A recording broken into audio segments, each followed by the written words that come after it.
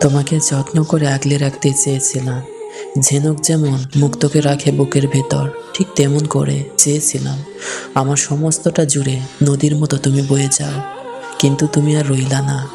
আমার আশা আর বাস্তবতা এক নয়। মনে প্রাণে চাইলেও বাস্তবতা তোমার কাছে পৌঁছাতে দেয়নি। তাই তুমি আর আমি মিলে আমরা হতে পারিনি। তবুও চেষ্টা করেছি তোমাকে ধরে রাখতে, জীবনের সাথে বাঁধতে। কিন্তু ব্যর্থ আমি। বুঝতে পারলাম তুমি আমার জন্য নও, তুমি অধরা কেউ। মন ভাঙা মানুষের জন্য একমাত্র শান্তির পথ দূরত্ব। তাই তোমার থেকে দূরত্ব বাড়িয়ে নিলাম, দূরত্ব যা আমার শান্তির একমাত্র পথ। তাই দূরত্ব বাড়িয়ে নিজেকে মুক্তি দিলাম। আসলে পূর্ণতা যেখানে অধরা, সেখানে দূরত্বই জীবনের ভবিতত্ত্ব। ধন্যবাদ।